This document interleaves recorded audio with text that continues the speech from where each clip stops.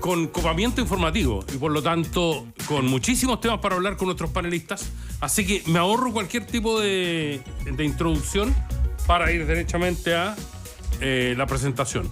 Si alguien me ayuda a encontrar mis lentes que en alguna parte pueden estar, acá están. Gracias. En tu bolsillo. En mi bolsillo. No íbamos a ser capaces de ayudar. A propósito de la vejez.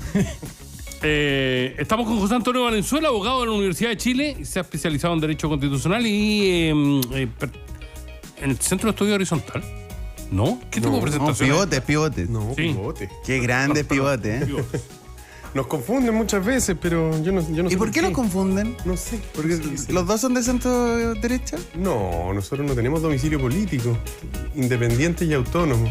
No sé qué será. Hoy estamos con Danilo Herrera, No voy a responder esto, perdón.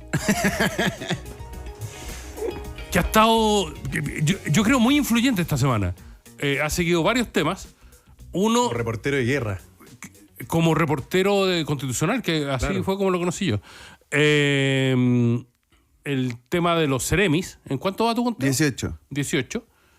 Ceremis que han renunciado, los han hecho renunciar o no han podido asumir. ¿Tenía el dato de gobiernos pasados? Sí, la misma fecha, Boric, 5. Ah, ya, o sea, No, es insólito. Claro. 5 contra 18 del gobierno de José Antonio Caz. Pero además anticipando y de muy buena manera lo que era un auto que tenía que producirse, que era la redistribución de los distritos del CERVEL. Ah, sí. ¿Verdad? También dije eso. El CERVEL sacó sacó la redistribución de los escaños, de la distribución de los escaños. Entonces hay algunos distritos que hoy día eligen, por ejemplo, 5 diputados y en 4 años más, en la próxima elección parlamentaria, van a elegir 3. Atacama y Los Ríos. Ya hay varios parlamentarios y varios políticos en general que ya acudieron al Tribunal Constitucional para que se haga de nuevo ese... ¿Te acuerdas que en la discusión de esta ley Atacama fue un tema? Que a Atacama le asignaron una cantidad... Porque esto fue negociación política al final. Entonces tenía una cantidad de escaños por voto que era infinitamente más alta que otros distritos. Yo me acuerdo que Atacama así como fue como el foco de... Y porque era el bastión comunista, entonces... Exacto, el Partido fue parte de la Comunista. negociación. Carmona en esa época pidió que Atacama, si no tenía 5 escaños, el PC no votaba a favor de la reforma y se votó, o sea, se le dieron 5 escaños y el PC votó a favor de la reforma y 10 años no más. 10 años después terminó bajando a 3, que es lo que le corresponde según el último censo. Claro.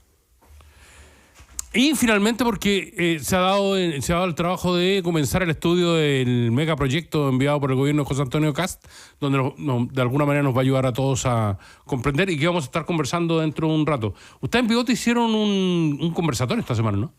Nosotros en Pivote hicimos un conversatorio hace, yo diría que un par de semanas. Pero no tanto ligado a este megaproyecto, sino que estamos conversando con algunos políticos que ya salieron de la primera línea y viendo sus reflexiones de qué es lo que dificulta a veces avanzar. Es como más un open heart con políticos que ya están o permanente o transitoriamente retirados. Y saludamos a Jaime Velorio, que es ingeniero comercial, máster en políticas públicas y alcalde de Providencia. ¿Cómo estás, Jaime? Bienvenido. Muy bien, pues feliz. ¿Feliz por qué? ¿Por alguna razón particular? Sí. ¿Por las contribuciones? No, eso no, pero ayer fue la cuenta pública, salió súper bien y hoy día, que es el Día del Libro, inauguramos el Café Literario del Parque Balmaceda. Así que por eso estoy feliz. El tradicional café literario. Así es, destruido durante el estallido, recuperado como una señal no solamente que nos gustan los libros, la comunidad y generar esa colaboración, sino que también una señal de resiliencia en donde nosotros decimos que frente a la violencia y la fealdad nosotros vamos a poner belleza y cultura. ¿Va el presidente de la República ese...? Va el presidente de la República, así es. Qué buena cosa. Yo viví mucho tiempo al frente del de Bustamante, también destruido de forma permanente. Ese lo quemaron 2 veces, por tanto tuvo que hacerlo completamente de nuevo. Este lo quemaron... Pero funciona. Solo una vez. El de... Porque lo hicieron de nuevo, lo tuvimos que hacer de nuevo completo. Fueron 1.700 millones de pesos de inversión municipal. Van 10.000 personas mensuales. La verdad es que es bien impresionante. Y son distintos públicos. Y el café de Balmaceda, que quedó increíble, además quedó muy bonito. Tiene, por supuesto, un rincón para niños, hay muchos estudiantes que les encanta ir a nuestras bibliotecas municipales, así que felices por eso. Te propongo, José Antonio, que partamos de inmediato con lo que fue la noticia de ayer, la presentación del presidente de la República, muy temprano por la mañana, del proyecto de ley que ingresó con su emergencia al Parlamento y que en el transcurso de las negociaciones del día ya cuenta con el respaldo del Partido de la Gente. A partir de una petición bien extraña porque está muy poco delimitada, ellos han exigido una serie de condiciones que beneficiarían a la clase media, pero está la rebaja del IVA para los medicamentos y los pañales, que es de verdad una cuestión muy compleja en términos de llegar a algún tipo de solución. Pero en lo concreto, el apoyo del Partido de la Gente empujó el inicio de la discusión del megaproyecto del gobierno. Sí, muy compleja. Así es la política y requiere muchas veces de transacciones y transiciones para llegar a los votos. Pero justamente política pública como esta que se discuten desde siempre, no solo la idea de devolver el IVA, sino que muchas veces también de eliminar el IVA de ciertos productos que se consideran importantes. Me acuerdo de la discusión del IVA al libro y muchos otros. Había sido una puerta que hasta el momento no hemos abierto porque una vez que se abre yo creo que difícilmente se cierra. Los pañales y los medicamentos son muy relevantes para la ciudadanía y por lo mismo esa ayuda puede que se sienta y se agradezca, pero luego ¿qué? Porque no son los únicos productos de alta relevancia, después vamos a hablar del IVA a los medicamentos, el mismo IVA al libro, y empiezan a hacerse un forado en el IVA que es la principal fuente de recaudación en Chile. Y que puede transformarse en un problema.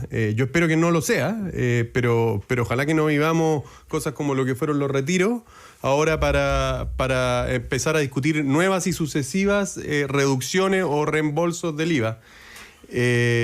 Ahora, este es un proyecto, yo lo revisaba ayer, traté de leerlo de principio a fin, cada una de las, yo conté como 30 propuestas bien contundentes. Va a requerir una muñeca relevante del ministro Sexpress y vamos a tener que ver hasta qué punto está dispuesto a hacer concesiones y qué cosas está dispuesto a dejar caer el gobierno para que esto vea la luz, que yo me parece que es un proyecto en su globalidad que va en la dirección correcta y que puede ser muy relevante para reactivar la inversión que está tan alicaída desde hace ya décadas. Sí, que a propósito de otra cosa, con guitarra, al comienzo del gobierno de Gabriel Boric también había varios proyectos que parecían emblemáticos, donde parecía jugarse un montón de cosas y donde tuvieron que ceder en muchísimas materias. Danilo, ¿acometiste el proyecto, el trabajo de leer el proyecto completo? Lo leí. ¿Lo leíste ya completo? Sí. Pero no con el estudio necesario, por supuesto que no. Y ese es un problema también de este proyecto. Una sola lectura nomás. Una sola lectura rápida el problema es que yo estoy abrumado con este proyecto de ley. Yo me dedico al monitoreo legislativo y estoy abrumado con este proyecto de ley. Son muchas cosas. Y como no vamos a tener tiempo para hablar de las 30 propuestas, yo quiero levantar al menos el espíritu que tiene este proyecto, que creo que es un proyecto refundacional del país, refundacional de verdad, y en el sentido, no en el sentido refundacional que se hablaba para criticar el gobierno anterior, que no estoy aquí para defender, pero en el sentido técnico preciso. O sea, aquí, con esto, los equilibrios fiscales que mantuvimos después del retorno a la democracia se pueden quebrar. Y esto está y esto está siendo discutido en este momento. Y es un problema. Eso de amarrar 25 años es un esquema ideológico al final. Y está sin certeza de resultados, porque dicen que en 25 años no se pueden cambiar los impuestos para inversiones que ya estén ocurriendo, ¿no es cierto? Sobre el umbral. Claro. Y abiertamente. Y esto no está ya que cada vez que se defiende este proyecto se menciona la OCDE, no existe en ningún país de la OCDE. En ningún país de la OCDE. Y está de moda, me enteré, está bien de moda en la África subsahariana. Y solo para alguna industria, en general minería, pero no para todo. Y eso puede ser un problema, va a ser un problema, obviamente, rebajar el impuesto corporativo, se ha dicho aquí, que beneficia a los dueños de las empresas, a los dueños de las grandes empresas de este país. Y no sabemos de dónde va a salir esa plata. No lo dice el proyecto de ley. Por ejemplo, toda la plata que le van a perdonar por contribuciones, por impuesto territorial. ¿Qué dice el informe financiero? Dice que el Estado va a asumir eso en el próximo presupuesto. Toda la plata que va a perder el Estado de Chile y todos los municipios de este país por dejar de pagar contribuciones en grandes mansiones del Barrio Alto, incluida la casa de Aldo Chapacase. Que es mayor de 65 años, tenés que aclarar. Claro, que es mayor de 65 años. Por lo tanto, beneficiario del proyecto. No sabemos de dónde va a salir esa plata. Y además es peor, sobre todo para los alcaldes del Barrio Alto, que cuando el proyecto dice que solo esto se va a pagar por presupuesto, los fondos del Fondo Común Municipal, pero no el porcentaje de las contribuciones que se quedan en La Reina, en Las Condes, en Providencia. Y eso no tiene respuesta en el proyecto. Es increíble. Y así muchas cosas. Podría seguir ¿Podemos, tomando la palabra, pero adelante, por favor. Hay muchas propuestas. Quiero conocer la impresión de Jaime Velorio de lo que hace este proyecto, definido por el mismo Danilo Herrera, como refundacional. No, me parece que es una mirada muy sesgada esa. Me parece que además cuando se trata de hacer una política como del terror, diciendo que aquí se van a romper los equilibrios fiscales, es cosa de ver lo que pasó en los últimos 4 años. Ahí se rompieron los equilibrios fiscales. Cuando durante 4 años seguidos se nos dijo que íbamos a recaudar más de lo que finalmente recaudamos, adrede, digamos. No, porque no es que se hubieran equivocado en la planilla del Excel que le pusieron una cuestión, no, fue adrede.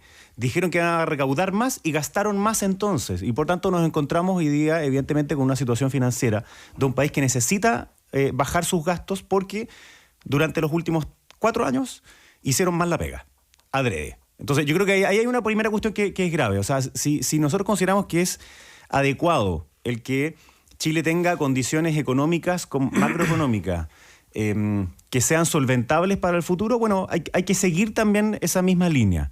Segundo, las políticas que hizo, por ejemplo, la reforma tributaria de Michelle Bachelet y también la que intentó hacer el ministro Marcel, decían que iban a recaudar una cantidad de plata subiendo los impuestos, pero no recaudaron ni un 20% de lo que decían que iban a hacer. Entonces, esa fórmula tampoco funciona. La pregunta es qué es lo que sí puede funcionar. Y en esto, claro, es manejar la plata como de la comuna, de la región o de la misma casa. Tú no puedes gastar más de lo que te entra permanentemente, ¿no? Hay una bicicleta en eso que es difícil y, sin embargo, los países tienen que hacer la pega de poder amortiguar las situaciones de crisis que le tocan vivir a las personas. Entonces, este es un proyecto que son 203 páginas. Yo, por suerte, tengo entrenado a mi Claude para saber cómo buscar las cosas que le influyen más, digamos, a la municipalidad. Y como fui parlamentario durante 6 años, también lo he alimentado con algunas cosas, digamos, de allí. Y por tanto, obviamente que tengo un foco más en aquellas cosas que son municipales. Por supuesto que una de ellas tiene que ver con el Fondo Común Municipal. Yo escuchaba a Danilo, como primero no son mansiones del Barrio Alto, me imagino que era una ironía, y tampoco me gusta... Una figura literaria más bien. Sí, pero en mi caso acertó, digamos. Sí, pero esta idea como de hablar de las comunas del Barrio Alto yo creo que también es una manera equivocada de verlo, entre otras cosas porque la Municipalidad de Providencia aporta 135.000 millones al Fondo Común Municipal. Hay solo 4 comunas en Chile que tenemos una tasa de impuesto, entre comillas, de 65% sobre nuestros ingresos. Yo me quedo solo con 1/3 de lo que recaudo. Y una de esas es Providencia. Sin embargo, cuando se hace esa regla, hace 40 años atrás, era muy distinta la situación de la comuna de Providencia y de Santiago Centro, que son 2 de esas 4 comunas, la otra es Vitacura y Las Condes, porque hoy día Providencia, yo lo he dicho acá también, pasan 2 millones de personas, es decir, pasa toda la región metropolitana 2 veces a la semana por Providencia. Eso quiere decir que todo lo que hacemos son bienes públicos. En nuestras veredas, en nuestras calles, en la iluminación, en la seguridad, inclusive en salud y en educación. Imagínate, en la enseñanza media solo el 8% de nuestros estudiantes viven en Providencia. Los otros vienen de todas las comunas de la región metropolitana. Tenemos una vocación y en ese sentido que es regional. Y por tanto, hoy día el Fondo Común no incorpora esta medida que es la población flotante, cuestión que es muy importante para comunas regionales, céntricas, costeras o que tienen grandes movimientos de población. Entonces yo creo que eso es súper importante. Si es que no hubiera una compensación del Fondo Común Municipal en la reducción de los de lo que pagan las personas mayores, nosotros dejaríamos de percibir 6.500 millones de pesos como municipio. Solo Providencia. Ya. Solo Providencia. Pero eso quiere decir que habían otros 12.000 que dejamos de aportar a el Fondo Común Municipal. O sea, en total serían 18, pero nosotros aportamos 12 y me quedo solamente con 6, digamos. Y el proyecto solo rescata esos 12 que aporta Providencia, más no los que se quedan en Providencia, según el proyecto de ley. No, yo no lo vi así, porque hoy día existe ya una compensación, hoy día hay un beneficio para personas mayores de 65 años, al 50% de lo que pagan en contribuciones y al 100%. Y lo que pasa es que esa plata no entra a la contabilidad de la municipalidad porque la retiene inmediatamente la Tesorería General y la aporta al tiro, digamos. En cambio, yo tengo que hacer un cheque por 70.000 millones y los otros 65.000 millones, digamos, no entran a mi contabilidad, pero se producen en la comuna de Providencia. Y hoy día ya el mecanismo de compensación es ese. Es que es anual frente al 50 o al 100% que hoy día ya existe como beneficio. Yo tengo muchas personas que son beneficiadas en la comuna de Providencia. Pero déjame una cosa también sobre esa. Lo que ha ocurrido, y en el gobierno pasado esto como que estalló, era esta idea de que se habían... el reevalúo de algunas viviendas no tenía ningún motivo aparente. Y eso significó que muchas personas que llevaban 20, 30, 40 años viviendo en algunos lugares, como la comuna de Providencia, terminaban pagando 3, 4 veces más su contribución de bienes raíces sin saber por qué, digamos. Y estaban en la misma situación hace muchos años. Entonces, nosotros no queremos que las contribuciones terminen por expulsar a las personas mayores de los barrios que hoy día están consolidados en donde ellos tienen sus redes. Pero necesita ser compensado. No solamente por Providencia y esto que te digo yo de la población flotante y la cantidad de personas que atendemos, sino que también del resto de las comunas que se financian a partir del Fondo Común Municipal. Este es un mecanismo demasiado importante para financiar aquellas comunas que no tienen la ventaja que tiene Providencia de tener un eje central, comercial, etcétera. Hay otras cosas que sí me parecen que son súper interesantes. En ese sentido, Jaime está en contra de... Sin una debida compensación, yo creo que para nosotros como municipio nos vamos a la quiebra, digamos. Pero es que es muy difícil establecer una compensación cuando el gobierno ha insistido en el recorte fiscal, es decir, no tiene dónde sacar esos recursos en estos momentos. En el informe financiero, que yo creo que cuando uno ve un proyecto de ley que hace muchas modificaciones, una cosa muy importante es ir a ver el informe financiero, digamos, porque ahí se traduce en... Es mejor que ver el proyecto de ley. Porque a veces la parte de adelante, llamémoslo así, que es como es relevante legalmente, ¿no? Porque tú tienes que ver cuáles son las ideas matrices del proyecto de ley. Pero después uno aprende con la técnica legislativa que tenés que ir a ver el texto mismo de la ley. O sea, cómo está escrito, digamos, el artículo que se va a cambiar y el informe financiero, que es fundamental, porque si no, después cómo se traduce el texto en plata, digamos. Y ahí está puesto, pero está puesto cómo se va a compensar. Son como 53.000 millones el primer año. Yo ya le pedí a nuestros equipos que revisáramos eso, o sea, que se alcanza a compensar completamente o no. Por eso que el proyecto dice... ¿Puedo hacer aquí se compensa? Muchos años. Se compensa, o sea, lo que dice el informe financiero es que el Estado va a poner esa plata. Y en cada año, ¿cuánta plata va a poner el Estado para compensar? No dice de dónde va a sacar esa plata, solo hacer el punto, porque no sabemos si esto va esto significa menos seguridad, menos plata en carabineros, no sabemos si esto es menos plata para educación pública, no sabemos de dónde va a salir esa plata, Ni tampoco dice exactamente cuál es el mecanismo, es decir, dice esto es lo que se compensa, pero no dice exactamente cómo. Dice algo así como que, por supuesto, que se reparte distinto dependiendo el tamaño de la comuna y otro, que es como es el fondo común, digamos. El fondo común es así, dependiendo del tamaño, la vulnerabilidad y otros factores. Entonces, obviamente que nos preocupa eso. Para mí es un tema central. Con otras cosas, además, pero también tiene cosas que son súper positivas. Por ejemplo, viene una parte como sobre deudas municipales de algunas empresas que por los intereses que se han acumulado después se cambian de comuna y por tanto es difícil ir a perseguir esos mismos recursos. O sea, hay una serie de cosas que están buenas. Otra con el Consejo Monumento, que para el caso de Providencia es relevante. Que acorta los plazos y nos da... Nosotros ya nos hemos hecho expertos, digamos, en el Consejo Monumento porque tenemos muchos monumentos públicos y, por tanto, para arreglarlo, la verdad es que es una dificultad enorme. Permiso express para intervenciones chicas. Exacto. Entonces hay ciertas cosas que están súper buenas, así como también el que se pueda dinamizar las viviendas que hoy día están construidas y que están trancadas, digamos. Y hay un par de cosas ahí también sobre los permisos de obra que pueden ser un poco más rápidos, que nos parecen súper interesantes. Pero claro, esto, como decía Danilo, obviamente que abruma, son 200 páginas, es enorme, cambian muchas cosas y por tanto hay que tratar de ir sacando esa madeja. Pero en el fondo de la discusión, José Antonio, Nosotros conversamos hace como 2 semanas. Sí. Los tres son demasiado jóvenes y no vivieron lo que se denominó en aquella época la política del chorreo. Que es un proyecto que no tiene una dimensión concreta, digamos. Que es una suerte de apuesta a favor del crecimiento, ¿no? Y que de ese crecimiento derive lo que se denominó en aquella época, al finales de los 70, el chorreo. Un salto de fe. A ver, primero me gustaría señalar algunas cosas que dijo Danilo, pero yo, si vamos a pasar de la política del goteo en la que estamos a la del chorreo, me alegro. Yo creo que esto es crecimiento económico a la vena y eso es importante. Pero Danilo hablaba de que esto es un proyecto refundacional y la verdad es que yo creo que esto va en línea con lo que ha sido la trayectoria de política económica y modelo de desarrollo de Chile desde el año 90 en adelante. Un país abierto al mundo, un país que tiene barreras bajas para negociar, que fomenta y fortalece la libertad de emprendimiento. Políticas de certeza como la invariabilidad tributaria existieron en Chile. Si no tenéis que ir a África subsahariana, esto lo tuvimos acá. Y la expresidenta Bachelet lo terminó en su segundo gobierno porque dijo que Chile estaba tan desarrollado que ya no era necesario dar certeza. No es una recomendación de la OCDE. No, pero sí, por supuesto, si los países OCDE no necesitan la gran mayoría de esto, nosotros estamos en la cola de la OCDE y por lo mismo es que si queremos dar el salto al desarrollo y salir de la trampa del ingreso medio, necesitamos este tipo de política. Noruega no lo va a necesitar, si ya entrega todas las certezas que un país requiere para invertir.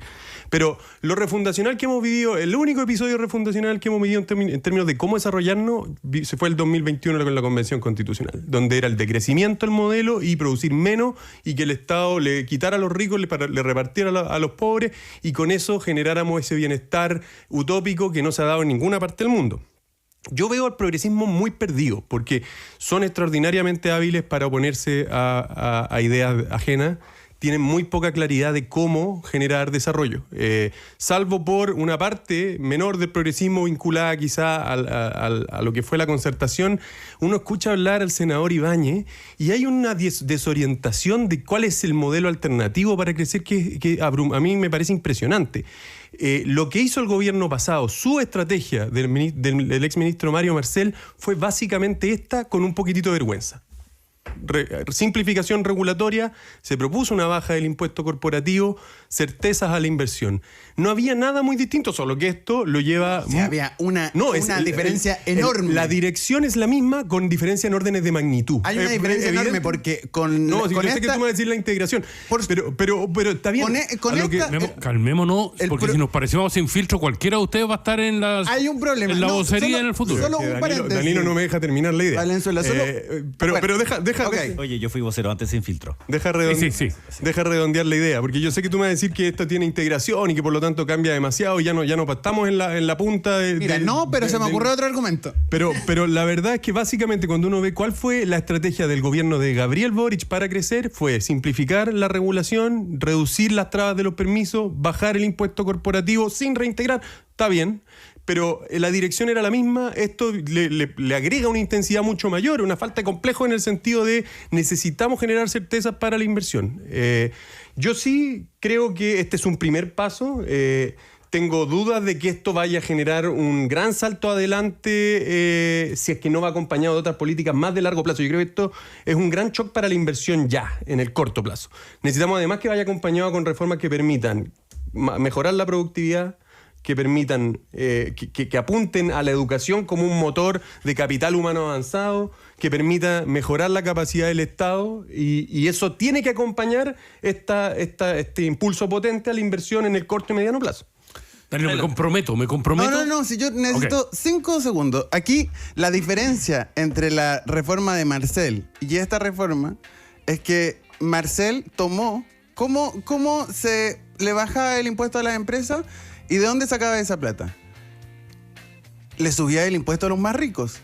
O sea, le bajabas el impuesto a las empresas y se lo subías a los dueños de las empresas. Literal fue eso. Literal fue, y además no fue una propuesta que se le ocurrió a algún hippie que estaba en la moneda. Esta fue una jugada que la propuso la SOFOFA. La SOFOFA se juntó con Marcel antes de presentar el proyecto de ley y ahí está. Y aquí, con este proyecto de ley, no solo le bajan los impuestos a las grandes empresas, sino que también le bajan los impuestos a sus dueños. Ese es el problema y esta es la reforma para los ricos. Y todavía nadie ha dado un argumento en contra de ello. Todo está lleno, Danilo, pero si todos los últimos impuestos es un han efecto dicho... muy parcial, porque la verdad es que... Les propongo que retomemos la conversación. O sea, si alguien Primero le interesa tomando el aire. empleo, entonces tiene que ser otras discusiones. ¿Por qué se perdió aquella reforma? Mónica Arce, exdiputada, se fue al baño, se fue a dar una vuelta al baño. Ok. Danilo Herrera, Jaime Belolio, José Antonio Valenzuela hacen esta mañana con nosotros País ADN. Estamos en el debate mayor, en el debate del megaproyecto del gobierno. Lo último que se vociferó en este programa antes de irnos a la pauta es que era un proyecto para los ricos y que nadie había sido capaz de demostrar lo contrario hasta el momento. Jaime Belolio. Bueno, tiene muchos aspectos, pero obviamente primero tiene que ver con la reconstrucción física de lo que ocurrió tanto en Valparaíso como en Biobío y Ñuble. O sea, y hay un aspecto que también que no hemos analizado acá, que probablemente no es controversial, ¿no? Y por eso no lo hemos analizado. Pero Porque hay estoy una muy de pega- acuerdo, llamo a los parlamentarios a aprobar esa parte. Pero esa parte es también relevante. Entonces después dice el mismo proyecto, ¿no? Dice ahí tiene que haber una reconstrucción económica, y que son algunos de estos aspectos que estamos hablando, como incentivar mayor inversión. Y de hecho, yo sé que en esto puedo ser mañoso, digamos, pero es que cuando se habla de chorreo, no es exactamente lo que decía el trickle down effect, que es más bien como un efecto en cadena, es como un efecto dominó, si se quisiera. No es como lo que te sobró y cae así como las migajas, no, está bien, esa es una manera de verlo que no es exactamente lo que se trataba de decir con el efecto. Pero ahí hay algo que es clave, que es el empleo. Pero en mi época era chorreo, ¿eh? Sí, en mi época era chorreo, te digo. Sí, po, yo O sé, sea, sí. yo sé, pero es como una manera despectiva de decir este efecto como que Multiplicador. desencadena otros efectos, digamos. Eso es como trickle down, digamos, que es la expresión específica que se ocupó en el pasado, digamos. Ya, pero más allá de lo semántico, el punto es que tú quieres desatar una mayor inversión que es necesaria para nuestro país. ¿Para qué? No es solamente porque sí, digamos, sino que es para que haya más empleos. Entonces hay otra política que también está incorporada dentro de esta reforma que me parece buena, que es devolver lo que las empresas pagan por cotizaciones de sus trabajadores. Es decir, que hasta, si no me equivoco, el 65% de lo que se paga como sueldo. Por tanto, es harta parte de lo que se paga en la cotización, que es un costo que, sobre todo para las pymes, y más las PY que las MES, tienen que asumir y les cuesta mucho, y podría ser un mecanismo de formalización del empleo que creo que es súper necesario. El 15% de la remuneración bruta. Claro, que es como el 65% más o menos del total de la cotización. Entonces, hay otros aspectos que, como decía, para los municipios sí son relevantes en términos de tiempo, de burocracia, de acelerar procesos, y que obviamente nos gustan, digamos. Entonces, yo espero que esto se analice sin esa estridencia propia a veces de lo que ocurre en la Cámara de Diputados. Este es un proyecto que, como tiene una parte de reforma tributaria, tiene que pasar necesariamente primero por la Cámara de Diputados. Cuando baja o sube impuestos, la ley dice que, la ley orgánica, digamos, del Congreso dice que es obligatorio que parte por la Cámara. Lo cual hace que la disputa vaya a ser muy intensa en los próximos meses con respecto a esto. Pero yo creo que hay que fijarse bien en cuáles son los efectos agregados. No solamente el efecto de bajamos el impuesto corporativo, que es algo que también quería hacer el gobierno anterior. Es verdad, con la integración tenía otro efecto después. Sin embargo, si queremos que haya mayor dinamización de la economía, más inversión, bueno, esta es un buen mecanismo. Ahora, ¿se paga en lo inmediato? No. Y el mismo informe financiero lo muestra así, sino que es a la larga, salvo que uno tome también en consideración los empleos que se crean, porque es una cosa importante. Cuando crece el país, crece un punto del PIB, el 80% de ese crecimiento queda en la sociedad. El 20% es mayor recaudación. Entonces, si uno de los efectos que se quiere es que haya más empleo, más crecimiento, más salario para las personas, bueno, el que crezca el país es una buena noticia. Y como decíamos antes, claro, en el pasado para la convención fue cuando se dijo había que decrecer. No fue lo que dijo el gobierno pasado después de que perdió la convención, sino que más bien estaban de acuerdo que había que crecer. La pregunta es cómo se hace, y yo creo que las recetas que se aplicaron en el gobierno pasado evidentemente no funcionaron. Danilo Herrera. Sigo sin escuchar porque esto no beneficia a los ricos, pero juguemos con los datos. El 79,1% del beneficio de la rebaja del corporativo, del impuesto a las grandes empresas que se va a bajar, el 79,1% beneficia al 1% de mayores ingresos de este país. Y ustedes saben, los 1.500 contribuyentes más ricos se van a ahorrar cada uno 450 millones de pesos cada año, solo por esa medida. O sea, de los contribuyentes. No estoy hablando de todos los ricos de este país. De los 1.500 contribuyentes se van a ahorrar 450 millones de pesos al año. Yo estoy seguro que la gente que nos está escuchando no está entre los 1.500 contribuyentes más ricos y no se van a ahorrar 450 millones de pesos al año. Yo quiero saber qué piensa la gente al respecto de eso. Y sobre la reintegración tributaria, porque lo mencionamos al pasar, no beneficia a las empresas, beneficia a sus dueños. Y esta es una transferencia directa del Estado de casi 1.000 millones de dólares anuales al 1% más rico de este país. Entonces, que no nos digan que esto beneficia, porque todavía no escucho argumentos sobre el empleo. Puede ser el crédito tributario al empleo, puede ser, pero no le pide nada a la empresa. O sea, la empresa puede seguir con la misma contratación. No estoy diciendo que esto ocurra, solo estoy diciendo que la posibilidad de que cualquier empresa puede seguir con la misma contratación y ahorrarse el 15% de los sueldos más bajos de su planilla. Y así suma y sigue. Vamos a seguir con esto durante meses, ojalá meses, porque para que la urgencia legislativa no sea tanta como quiera el gobierno, que esto salga el 1 de junio. Yo supongo que está descartada esa fecha, pero y así suma y sigue de cómo esta reforma es para los súper ricos de este país. Está bien, no me desprecia el público de este programa, el 1%. ¿Escucha este programa? También escucha este programa. Estar escuchándolo. Después se cambian a Chichuranes. Tenemos José Antonio Valenzuela. Estar en la duna en la mañana, ¿no? Tenemos la alternativa de creerle a la minuta muy buena que nos está leyendo Danilo Herrera. La preparé yo. O quedarnos con ayuda de Claude. O quedarnos con lo que nos dice el profesor Manuel Agosín, Sebastián Edward, personas que no son precisamente Chicago Boys y que ven que esto está bien encaminado. La verdad es que yo creo que los mismos que nos están escuchando, que no son parte de esos 1.500, sí se acuerdan de las promesas de las reformas sucesivas durante Bachelet 1, Bachelet 2, que decía: a cargo de los más ricos, estilo Robin Hood, vamos a generar bienestar, crecimiento, recaudación, y nada de eso pasó. Lo que hemos hecho en los últimos 15, 16 años lo sabemos. Aumento de impuestos, complejización de la regulación, dificultades para la inversión, y los resultados están a la vista. Así que terapia de shock. Dos puntos más de cesantía. Esas son 850.000 personas que están buscando trabajo y que no encuentran. Cuando se le dijo al gobierno pasado, siga aumentando el salario mínimo, va a haber gente que no va a tener trabajo. Bueno, no se escuchó y los efectos están a la vista. Y cuando el Banco Central se lo hizo ver a la entonces candidata Janet Jara, se molestó muchísimo. 850.000 personas hoy están buscando trabajo y no encuentran. Personas mayores de 65 se están demorando el doble en encontrar un trabajo. Esto es una cuestión dramática. Y seguir haciendo lo que veníamos haciendo claramente no nos va a llevar a un resultado distinto al que hemos estado viendo. Yo creo que este es un proyecto que tiene muchísimas dimensiones, algunas más aceptadas que otras, y se va a discutir en su mérito cada una de ellas en el Congreso.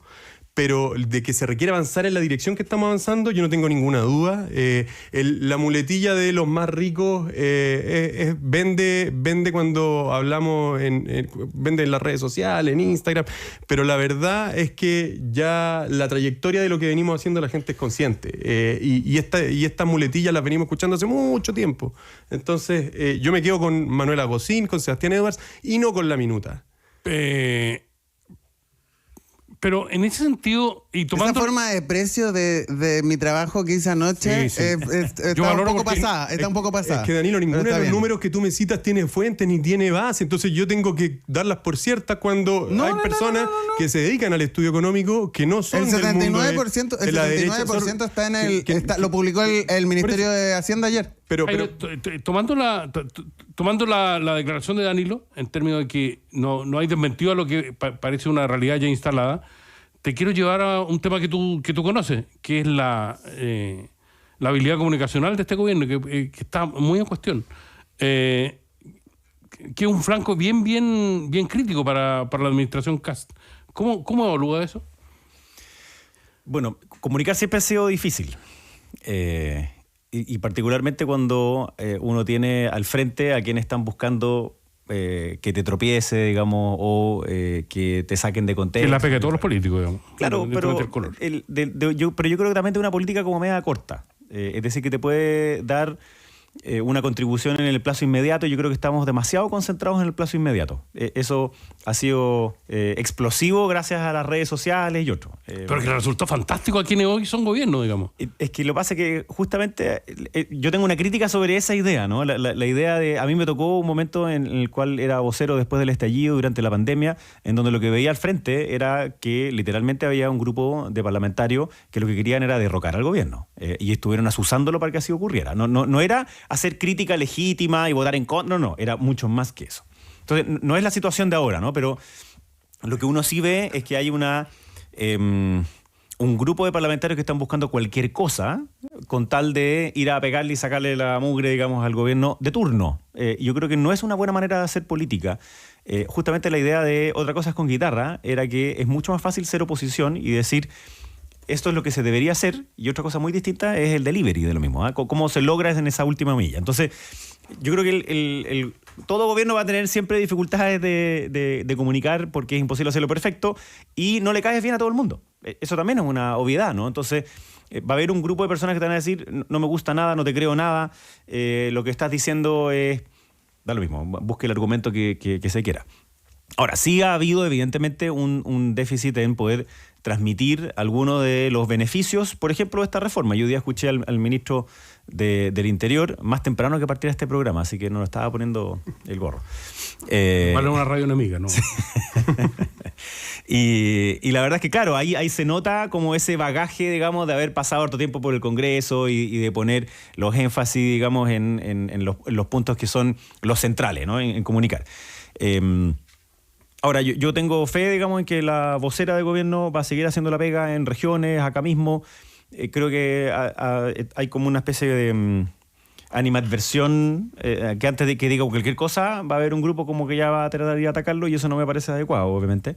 Esa es una pega que es súper difícil y por lo mismo los mismos parlamentarios también tienen que ayudar. Yo creo que ahí sería bueno ver a más voces del mismo Parlamento que sean capaces de copar, como dijiste tú al inicio, la información y de retrucar algunos de los argumentos que están diciendo los otros. Yo creo que eso también es importante, ¿no? Que no es solamente ir como en el plano de yo digo lo mío, ellos dicen lo suyo, sino que también es contrastar. Y yo creo que ahí nos falta un poquito más de detalles sobre la reforma que me imagino que en los próximos días vamos a conocer más. Hay mucho silencio de parlamentarios que no eran precisamente silenciosos del oficialismo. Es que están estudiando. El team sin filtro, yo lo he visto muy cuidadoso. Me llama la atención. Yo esperaría una defensa. Pero es que el pasado, la mochila del pasado es pesada, ¿no? Pero sobre este tema en particular. Sobre este tema en particular. Ah, bueno, es que no están en otra agenda.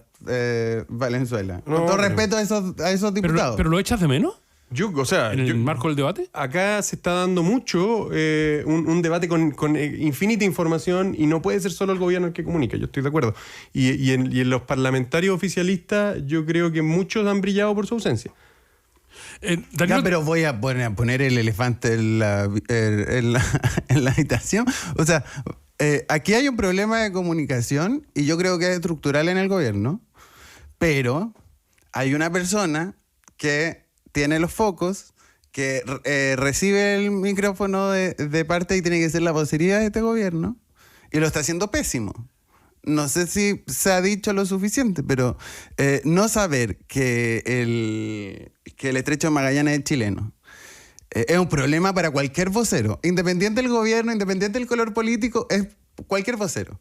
Cualquier vocero te levanta un problema cuando el ministro del área, el Cancillería en este caso, tiene que salir a retruscarte al día siguiente o el mismo día en la tarde. Perdón por ser odioso porque sé que está en minoría en este panel, pero la oposición tampoco lo ha hecho muy bien en términos de vocería, ¿no? La oposición no existe, Aldo Chapacase.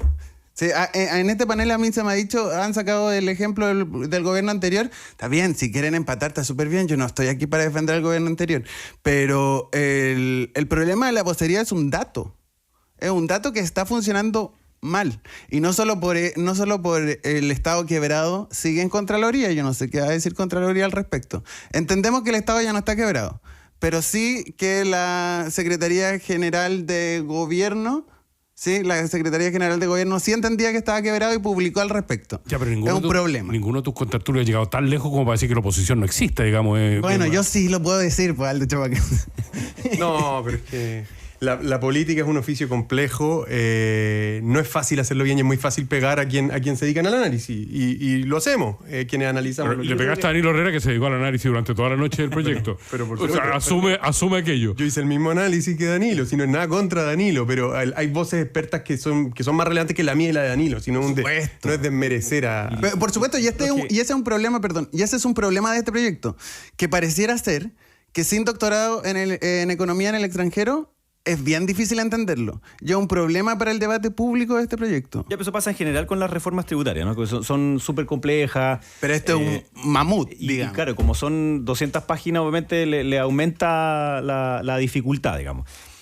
No, pero yo lo que iba a decir es que hoy día nosotros tenemos una oposición en que quienes han marcado las voces son quienes se van más al chancho, para decirlo en buen chileno, digamos. O sea, es lo que hace la lógica más performática. No es el análisis profundo, reflexivo, no, sino que es el que sale a pegar más fuerte. Es como que están poniendo el tono de la discusión quienes se van más al extremo. O sea, los que piden la renuncia de Quirós. Por ejemplo, a los 4 días, digamos. Entonces, yo creo que eso es problemático también porque te deja como que la comunicación en el Parlamento fuera una guerra de memes.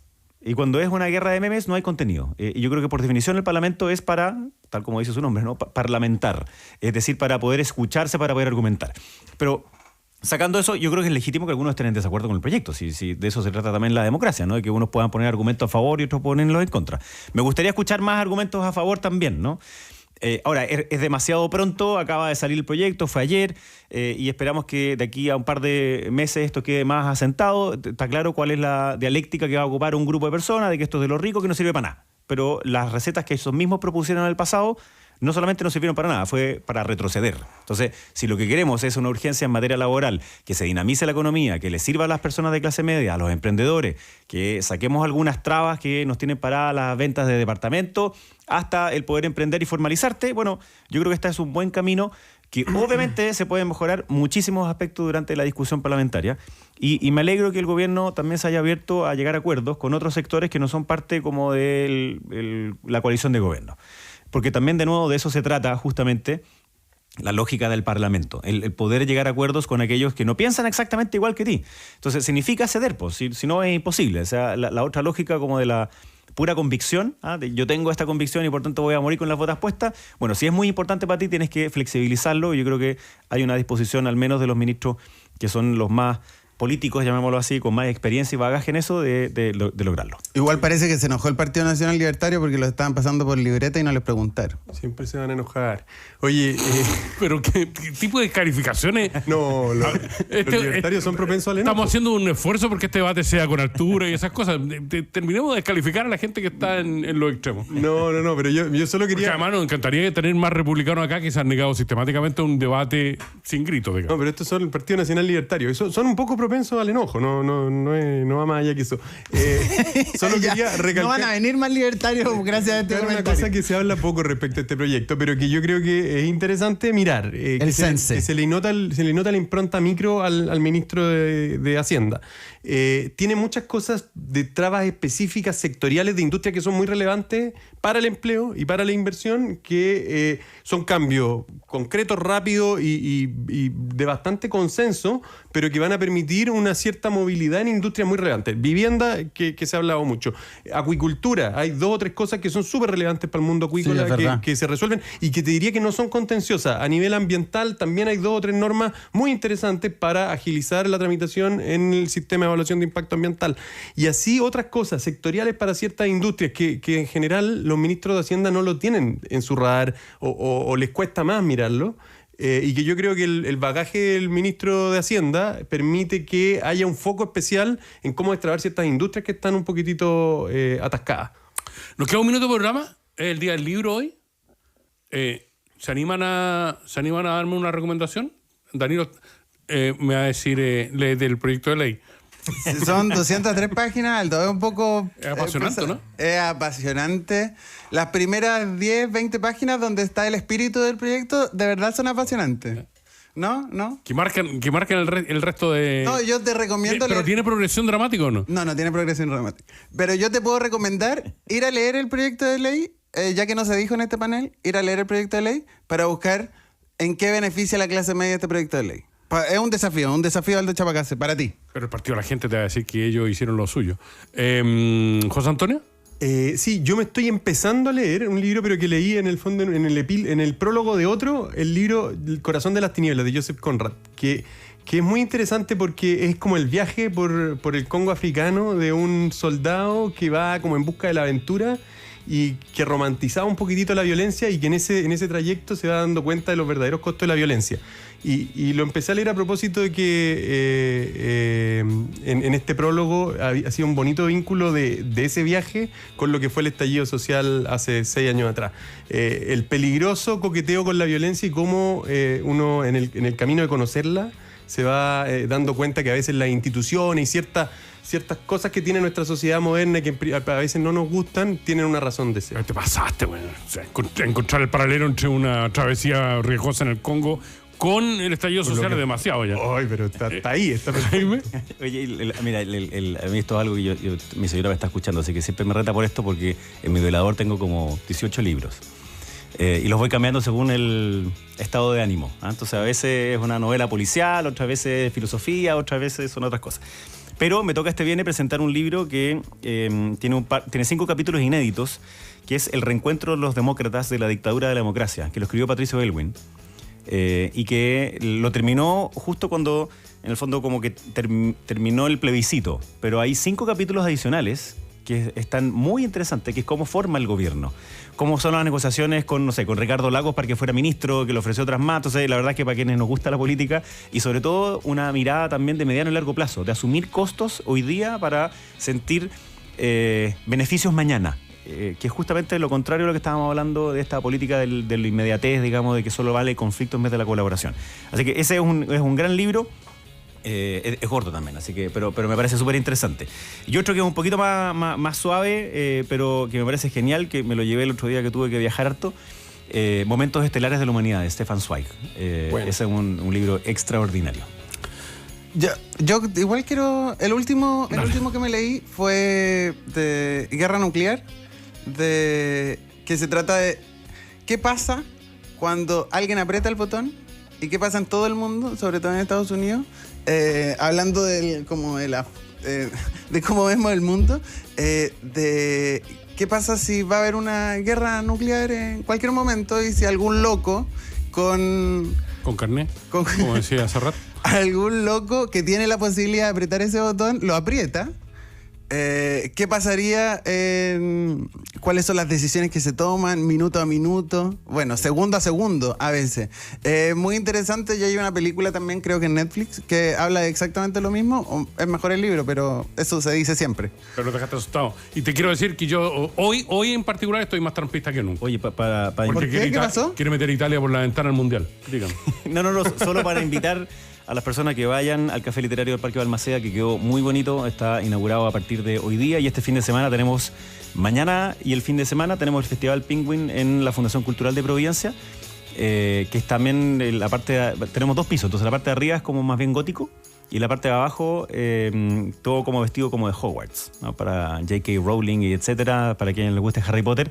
Así que todos los años sabemos que van muchas personas, va a haber venta de libros con descuento con tarjeta vecino, va a haber firma de libros, así que la verdad es que está espectacular aquí una fiesta del libro durante este fin de semana. Los agradecimientos de siempre para Danilo Herrera, para Jaime Velorio, para José Antonio Valenzuela, en un día en semanas que han sido complejas por, como decimos siempre, la altura del debate. Muchas gracias. Y este sábado hay clásico universitario. Sí, lo arbitra un gendarme, ¿viste? Y seguramente habrá un partido interesante en segunda, Dani. La Unión Española. Qué triste. La Unión, no sí, Valenzuela fue maletero. Maletero hoy día. Conversar es nuestro mayor patrimonio. País ADN con Aldo Schiapacase.